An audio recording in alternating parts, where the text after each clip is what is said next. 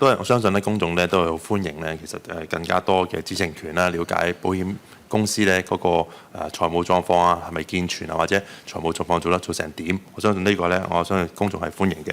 咁啊，入邊其實講到咧，其實入邊披露嘅內容咧，其實我想了解下有兩個方向啦。其實一個就係個披露嘅方式啦。咁啊，想了解下其實而家嘅披露嘅內容咧，同國際上其他嘅保監嘅標準入邊咧，主要有啲咩差異咧？當局又如何去評估翻披露嘅要求咧？對於我哋香港保險業嘅有啲咩影響？咁啊，我都明白保險業咧過去咧都講有最高誠信嘅。咁啊入邊咧講到咧，其實披露方式咧，其實應公眾要求盡速去到提供啲實體或電子版本去檢閲嘅。咁其實盡速係幾時咧？咁就其實每間公司有每間公司嘅工作方式，一個月可能又要盡速。2個禮拜又可能叫盡速，咁盡速其實個時限，局方或者管理局有冇啲咩規定係令到佢可以真係可以有效，市民及時去查閲到？因為你成立一條嘅條例入邊、規則入邊，其實都希望其實公眾去查閲㗎嘛。咁即係咁呢方面日後會唔會係類似一啲嘅投保書入邊會有加設一啲嘅一句説話，其實可以公眾可以查閲咁樣呢？類似咁嘅方式，令到公眾咧更加有多啲嘅知情權。第二方向呢，就係修訂規則咧，其實入邊都講到啦，為咗合資格嘅基礎設施咧，投資提供優惠嘅資本嘅待遇嘅。我都想問咧，當局未來咧會預計係嚟緊嘅3至5年入邊啦，保險公司咧係實際增加嘅投資嘅本地或者大灣區嘅基建項目咧，有冇預測或者目標呢？如果投資反應咧未如理想，會唔會考慮進一步擴大一啲嘅優惠範圍？譬如其實而家都講緊好多嘅可能一帶一路嘅項目啊，其他嘅項目都可以去到再進一步披露呢？唔該晒，主席。喺繼續睇落去之前，阿銘想請未讚好呢個專業嘅朋友仔去撳翻個讚好掣，而睇緊 YouTube 嘅你，亦希望你可以撳個訂閱掣後，再撳埋個鐘仔，咁有最新嘅政策同社會資訊，你就會第一時間收到啦。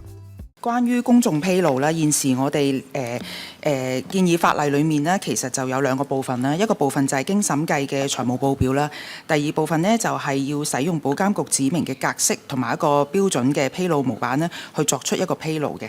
當中呢嘅資料呢，就包括咗保險公司嘅公司概況啊、管治架構啊、財務狀況啊、保險負債、財務表現等等嘅。咁就住剛才議員問到啦，如果公眾要求一啲嘅資料嘅時候，嗰個盡速講緊係幾時呢？咁樣我哋咧現時嘅法例咧係冇一個時限嘅，即係冇話你幾多日之內要交嘅。我哋個要求咧就係喺一個合理嘅時間內要提交。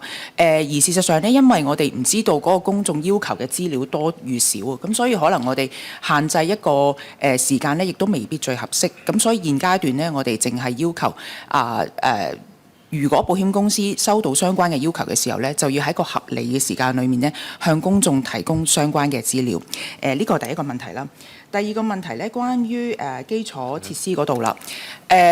我哋今次呢係我哋第一次啦，透過容許保險公司投資一啲基建項目啦，而得到一啲嘅資本優惠。咁呢個呢係一個誘因性嘅措施啦。我哋亦都冇話一個限制咗話我哋希望嚟緊幾年達到幾多？不過我哋見到嘅呢，就係現時啦，我哋保監局早前其實做咗一個業界嘅一個嘅調查嘅，就發覺呢，其實現時香港保險公司投資喺本地嘅基礎建設嘅一啲嘅投資呢，其實嗰個份額係相當之少嘅，係少過10%嘅。咁我哋即係相信有咗呢個措施之後呢，係可以鼓勵到更加多嘅保險公司啦，投資落去本港啦，或者中國內地嘅一啲嘅基建項目。咁呢個係我哋都有信心會有增長嘅。咁但係至於話增長幾多呢？我哋暫時就冇一個硬指標希望去達到。咁但係當然啦，即係如果我哋一路睇住嗰個發展嘅情況，我哋會做一個檢視啦。如果我哋見到有一啲位可能我哋有一啲改動，能夠令到保險公司投入更加多同埋更加大嘅投資，呢個我哋絕對會考慮，亦都會係密切咁樣留意住嗰個情況嘅。係啦，唔該主席。